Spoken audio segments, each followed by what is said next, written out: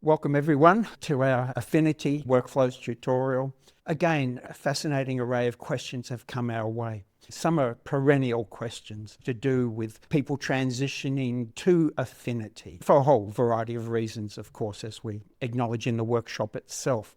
Also, questions about legacy. What happens when I do transition from one major application to another major application, or add on and include a new application into an existing workflow? What happens to the things I've made decades of creative work? And what happens when suddenly something needs to be transitioned? So here are the topics with variations around my friend who's been photoshopping for a very long time, but for a whole range of reasons is looking at this transition to Affinity workflows, but really concerned about legacy issues. So this is not an unimportant consideration for many of us, which will be an absolute pleasure to think our way through and look at what survives that transition. And then the third topic, we're talking about machine-based art, the result of AI tools, execution, let alone generative images, and what happens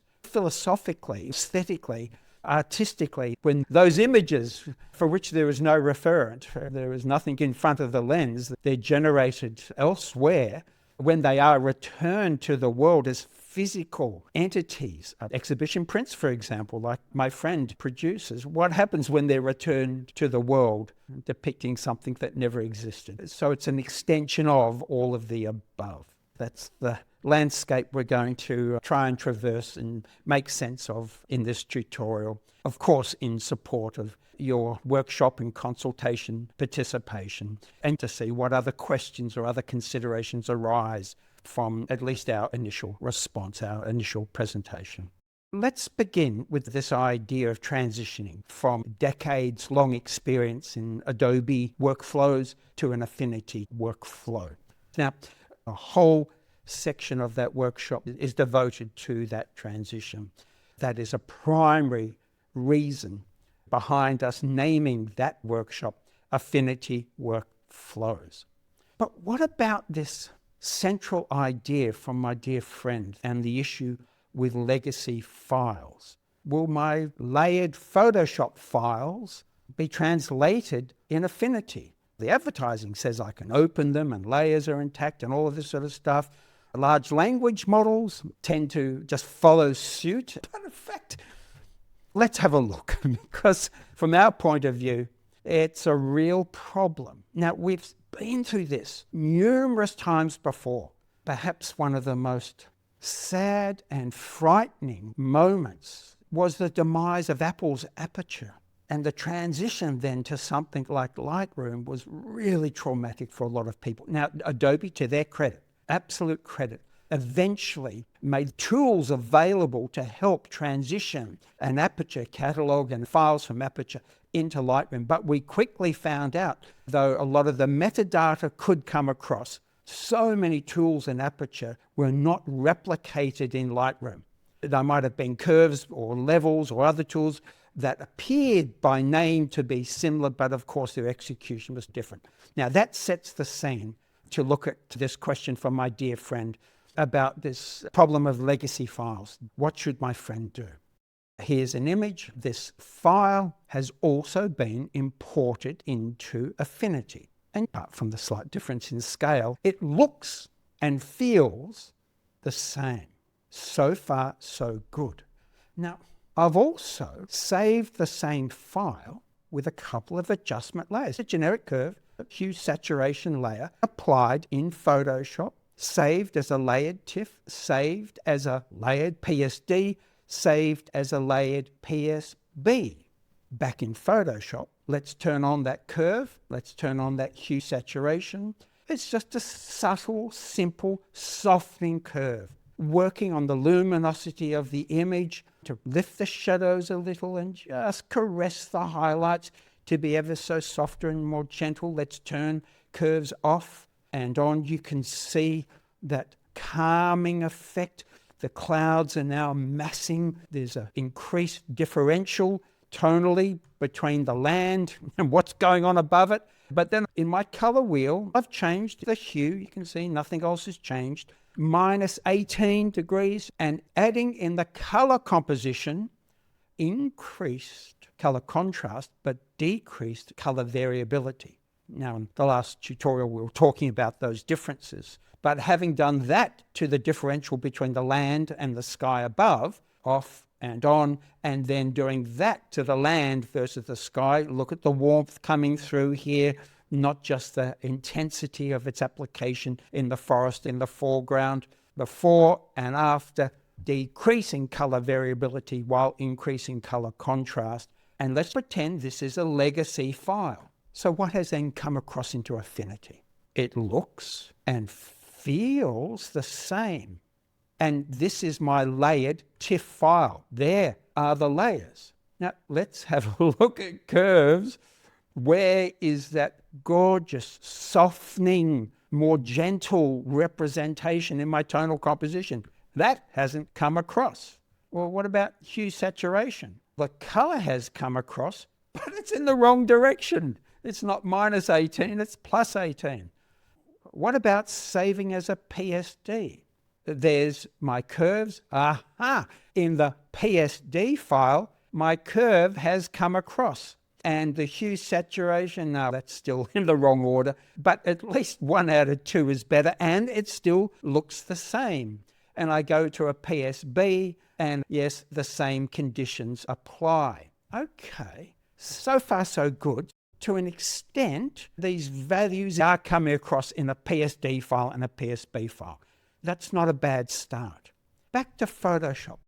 Just added a couple of other tools to this. We could go on for hours comparing and contrasting, but in order to answer this question for my friend about legacy, about his legacy files, and despite the advertising saying it's all hunky-dory, it's all good, let's add a channel mixer compiling to monochrome, a single channel where there's the NTSC 1953 luminosity formula that Photoshop and Affinity use. 30% of the red channel, 59% of the green channel, 11% of the blue channel. Here I've applied the black and white tool. And there's the same luminosity formula translated into the black and white tool. There is the extracted luminosity as well. I turn that off, I turn that on, I turn that off, I turn that on. Now, let's go back to Affinity and turn on Channel Mixer. Because of course, what is missing in Channel Mixer in Affinity is that let's compile to monochrome. So even though I have preserved the numbers, those numbers, the luminosity formula, have only been applied to the red channel. So that is not working, and there's not much we can do about it. Now, what about the black and white tool? Because we do have a version of that in Affinity. Let's turn that on. There's the black and white tool. Yes, we've got grayscale. But hang on, that doesn't look right. Let's go back into Photoshop. Look at the difference. What's going on in Affinity? We'd better have a look at those numbers. Where on earth have those numbers come from? They're not right. That's not the luminosity formula. So the tool is there, but it's interpreted the numbers completely differently. Let's reset and see what happens. 100% of all of those channels. Let's go back to Photoshop. It's not even close to the luminosity formula they themselves use to convert to luminosity. All right, so there's a couple of problems straight off the bat. And what if I call up the printing mechanism? What on earth is going on with this preview? That's coming from Channel Mixer, isn't it? But that's turned off. That's not visible. And okay, I'll stop there. Because as you can see, depending on what is in a legacy file, there could be all manner of madness going on. Sadly, even though the advertising sounds fantastic and what our large language models report, there are just a couple of really simple examples of things that we do all the time with our Photoshop files. There is no equivalent. We don't even have a catalog or even sessions in Affinity, do we? I'm still going to need other applications. So how on earth do we approach this? What did we do way back when Aperture was no longer able to be used without keeping a very old computer running to the best of one's ability? Of course, we flattened and rendered out TIFFs. And those TIFFs, if they already weren't a part of your workflow, And we always end up with that flattened, preserved 16-bit per channel TIFF file. That's what we always do. That is our nomenclature. Again, that's the overarching conceptual framework. So there's a crossroads for a lot of us, especially my dear friend trying to transition for the reasons most commonly cited against subscription models and proprietary lock-ins. But then with Affinity, we've also got proprietary file formats. The Affinity file format, and unlike PSD, is not readily accessible anywhere else. So there's some interesting conundrums. Now, to push that a little bit further, acknowledging what's really at stake, what's threatened in terms of our legacy files, is also our creativity, the archiving of our creativity. Not necessarily the final resolved print, but how we actually got there.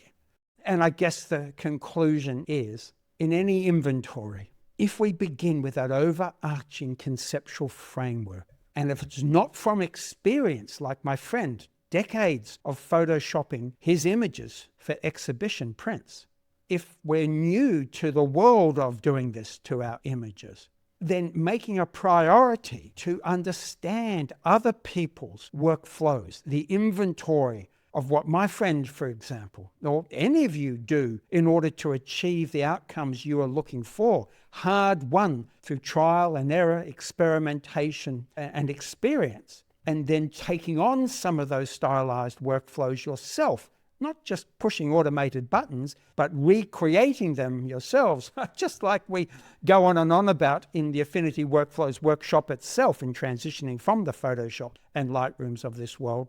But for those of us, like my friend, steeped in decades of already doing this, then understanding, dot pointing, in some way notating those moves, those questions. Does my image need to be lighter, darker, harder, softer, warmer, cooler, sharper? Those famous 5 questions and categories of questions that we talk about so often in so many of our workshops.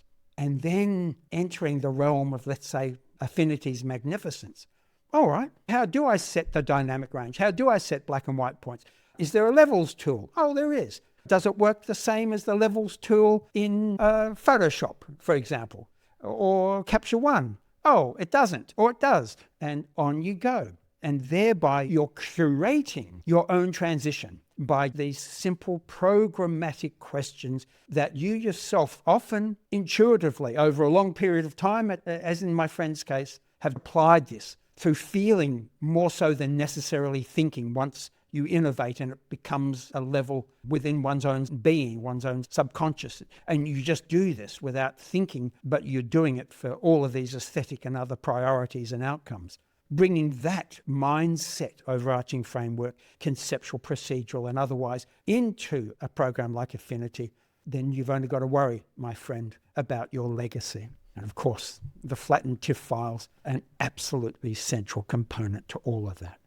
Hopefully that's of some help, some semblance of a discussion applied to a specific case study, but also hopefully as a methodology of how to do this yourself, given your experience, your outcomes, your needs, where maybe efficiency and productivity takes a front seat rather than scaling and reproducing depth and agency and spatial and temporal compositions in exhibition installations and so forth. Whatever it is, the methodology hopefully is flexible enough and can be innovated enough without much effort to then adapt and promote your own engagement with something like the Affinity suite of tools, with or without the subscription AI add-ons. Now, there's still this other question, and it's interesting in the sense that I've been implying some of these considerations. I've been talking about AI collaboration, AI assistance, and even agency. And this question in particular really comes from a lot of Andre and my discussions over the last few months. And this idea that we well and truly seem to be learning very quickly to respond to generative AI images. And I don't mean just hating them, but taking from them, being convinced by them on emotional or intellectual or other levels. But in an image that is AI generated, it might infer a referent. That perfume bottle is in front of a lens, but it no longer foregrounds the image's meaning in the same way. Now, something philosophically is seriously changing.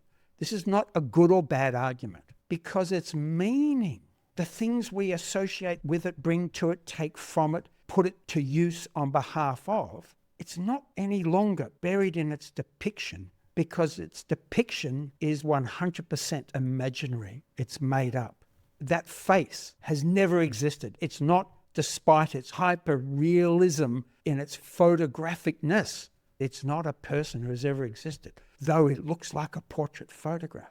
So its meaning is no longer in its depiction of a referent, something that was in the real world in front of a lens. Therefore, where is its meaning? It's buried in its structure. Now, this probably shouldn't surprise us, because if we think of the last 100 or so years of machine art, constructivism and interactivity on all sorts of levels, we've had machine-based art for a long time. And I'm arguing that AI and generative high-resolution photorealistic images, just another iteration, another example. If you think about the movement in the history of art to high modernism, the form ends up becoming the content. The content is no longer a royal wedding or the heroics on a battlefield or liberty leading the people and so on. The content is the form. The form is the content, high modernism. So the referent in contemporary art evaporated a long time ago, except in photography and related events, where what's in front of the lens still to this day in some circles reigns supreme, and where some of the most heated debates in scholarly presentations is the problem of believability, the authority that we have, for better or worse, invested in photographic representation, documentation for a very long time now. And what happens then when that is turned into an object like a photographic print that goes back into the world, inhabits time and space with the agency we bestow on it, just like my friend's film scans turned into high-resolution photographic prints of places and spaces.